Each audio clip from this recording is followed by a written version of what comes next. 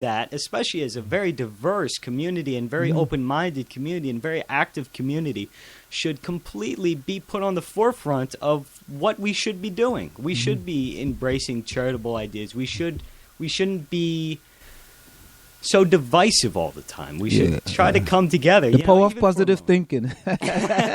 Absolutely. Absolutely. You know, Matthew, I can see just from your actions the reason why you were actually selected, because, you know, you see your enthusiasm. And enthusiasm is a great word. You know, when you see someone that's enthusiastic, you know, they really feel good about what they're doing. You know, you say, oh, you know, that person can make a significant difference. And it just from speaking with you, you know, it appears to me that way. But I know when you were at the Board of Education meeting, you had, you know, Mrs. Hannah Edelman with you. Yes. You know, what role did she play in this whole thing? Well, she was the student council advisor as well. That's Miss Edelman. She played a very large role in not only supporting Columbia's entrance into the NJSC to even send a candidate, but also helping with the speeches, especially getting some of the signs together, getting the materials together.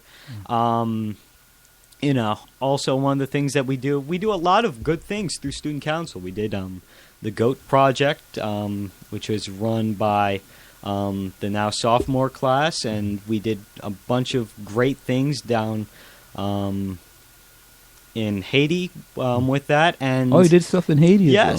Yes, we did charitable work down there, trying to make sure that people can get the materials to raise themselves. Did you actually go to Haiti? I did not. Okay. I did not. But the now sophomores, I know that my friend Samori, and I know the vice president, and a lot of people through that, and Dr. Dalzell had a huge part in orchestrating this huge charitable project, which, even talking about the NJSC, won an award for the top 10 projects. Oh, wow. You know, it was a very...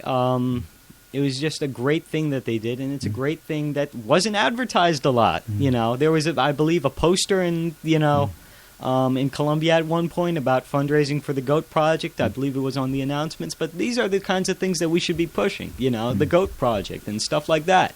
It's, you know, those kinds of service isn't always recognized. And, you know, if you go to a lot of the students at Columbia, there's a lot of service going on, even in places where you wouldn't guess it. There are people who, you know, I'm senior patrol leader of my scout troop, Troop 5, here in Maplewood.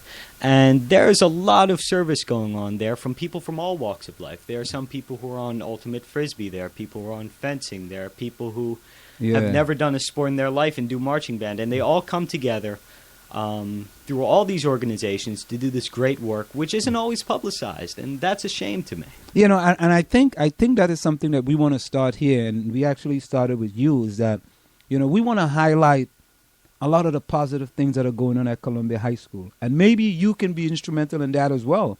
You know, in that, you know, if you think there is someone who's doing something instrumental at Columbia High School, not just Columbia High School, but at the middle school as well, at Maplewood Middle School, at South Orange Middle School, and we could even go to the elementary school, and we can highlight some of the positive things that they're doing. But I also noticed that in your biography, you had a quote by Napoleon Bonaparte. Yes. A leader is a dealer in hope. Yes. You know, I mean, I spoke before a leadership class at Seton Hall University about a week ago, you know, and I believe in leadership. You know, in the last few minutes we have left, just talk a little bit about that. How did you come to really like this quote, "A leader is a dealer in hope," by Napoleon Bonaparte? Well, I chose that quote because I feel that it has so much truth to it in every sense of it.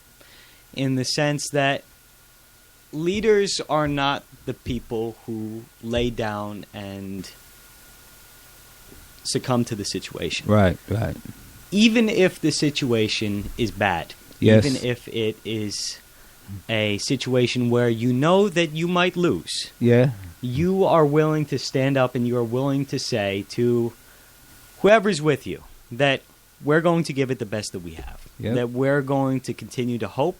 If we don't win this one, we're going to go back and win the next one. Risk reward. I call it risk reward. Absolutely, Yes, absolutely. And even you were talking about the optimism, as you know, I try. I like to think of myself as a leader. It's part of that characteristic that you need to be, that you need to have to be an effective leader. Yeah. To be able to reach out to people and say, listen, this isn't going so well, but here's how we can tweak it. Or do you know what? Positively reinforce what they're doing already. Mm-hmm. One of the things that, a lot of people don't realize is that negative reinforcement or any kind of punitive action really doesn't work. It doesn't work. It does not It work. absolutely doesn't work. It does not work. I'm agree with you 100% because I've read the book of The Power of Positive Thinking, Mm-hmm. and I've also read the book The Magic of Thinking Big, and I believe in that positivity and a leader, Mm-hmm. just as you said, a leader takes negative and turns it into positive. Mm-hmm. And that's what leaders normally do. Mm-hmm. Leaders don't dwell on the negative. Leaders don't dwell on, am I going to lose? Leaders don't dwell on those things. They say, I may lose, but I'm still going to try. And I see that in you. And that's really a fantastic quote, is that you deal in hope. Absolutely, yeah. You're not dealing hopeless. Yeah. All you're dealing is hope. Regardless of what it is, how murky it may look, Mm-hmm. How difficult it may be, you still tell yourself, you know what? I still think we can be successful. And that is something that's going to take you really, really, really far. Because it's like, you're looking down and you're saying to yourself, don't worry. And the other thing is that a leader has a lot of people that follow them. A lot of people look to you for certain things. They look to Matthew. Oh, Matthew. And they look to you. And you really and truly, you want to something really, really fantastic here. And I want you to keep on. Well, I don't have to tell you that. No one is no one is actually going to stop you. If they put a wall in front of you, either you may, you go around the wall, or knowing you may go straight through the wall. Depends on the type of wall. Yeah. So in closing, Matthew, is there anything specific you like to say? I really appreciate, and I want you to continue, to think, because I have a quote. I have two quotes that I use. It says, "Hard work beats talent when talent does not work hard." It's true. And the second one is that your circumstances may determine who you are, but you are responsible for who you become. It's true. It doesn't matter your circumstance. At the end of the day, it's all up to you. It doesn't matter what the obstacles are in your way. At the end of the day, it's up to you. So in closing, is there closing things you like to say? I really appreciate you coming on. You see, and that's the next thing. I just gave you that paper with the number. Mm-hmm. And you took the initiative and you called. See, that's what leaders do. Well, that's exactly what leaders do. You took the initiative. Some people just take the paper and keep it and says, you took the initiative and you called. So right there, it showed your leadership abilities. So you may not have thought of it from that perspective because you were doing it naturally. Mm-hmm. I gave you the paper. You said, okay, yeah. You called and you said, what time? So there is another leadership characteristic that you have. Well, yeah, it's taking the initiative. It's being able to not only have that kind of positive effect on people, but it's also about taking the initiative. I believe I saw a study where the brain is more likely to remember negative thoughts 3 times as much as positive thoughts. Exactly. You're absolutely correct. So a lot of people, especially in light of trying times, especially in light of situations that may be going on that nobody has control over. Yes. This can be divorce. This can be family problems. This can be school problems. This can be problems with friends, problems with your girlfriend, problems with your boyfriend. Anything like that.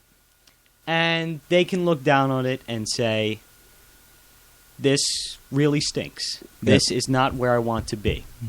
But it takes somebody great to be able to say, this is not where I want to be, but I'm not going to sit here and hate where I am. I'm going to do something about it. And for anybody who is listening on the board and or from Columbia, my fellow students, my friends, I just hope that you can take the initiative and look to make that positive action happen in your everyday lives so that we can move forward as a community, as a school, as a state even, and make something really great. We have the power to create happiness.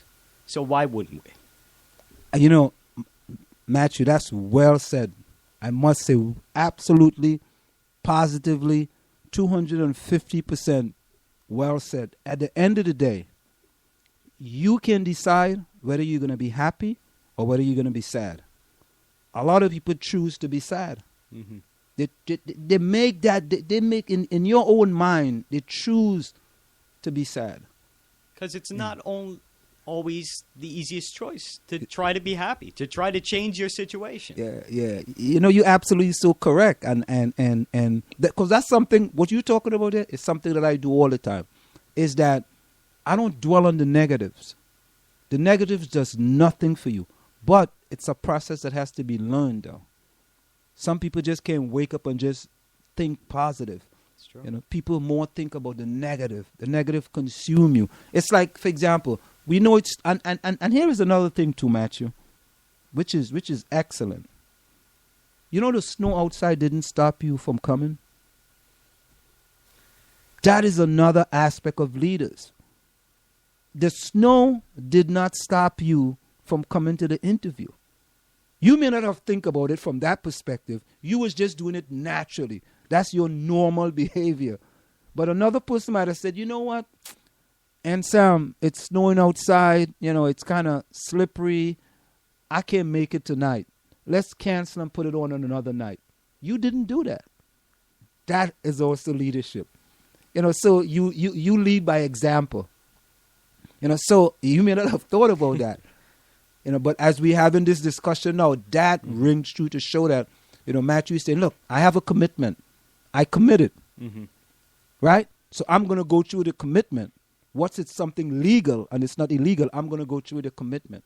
Mm-hmm. And that's exactly what leaders do. So you are exhibiting all these leadership skills that's come naturally to you.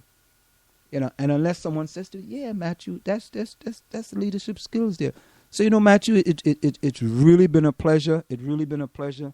If you have any certain individuals you wanna call their name and you wanna thank them, you know, for who have been instrumental in you, you know, becoming, you know, the secretary on the New Jersey Association of Student Council, here's the opportunity. Absolutely. Well, I'd like to, first of all, thank you for having me on tonight. Well, I'm happy that you came. This was really fantastic. Thank you. I'd like to thank everybody on the student council, the advisors, the students, everybody who supported me.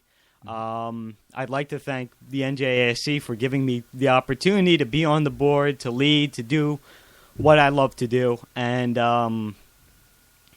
friends, family, really everybody. You know, it's been a pleasure. Well, there you have it. Matthew Girardi, the secretary of the New Jersey Association for 2015. He's currently a junior at Columbia High School. And again, he served on the mock trial team, the JSA, the Italian Club, Hall of Fame Committee, Student Council. Outside of school, he takes part, he's an acolyte at his church, Boy Scout. He's currently working in Eagle Scout. And he hopes to serve as his troop senior patrol leader. Matthew, again, thank you so much for coming. Thank you. So there you have it, ladies and gentlemen. Another one of the products of Columbia High School, an excellent young man, you know, by the name of Matthew Girardi. We're going to go for a short break, and we'll be right back after this break.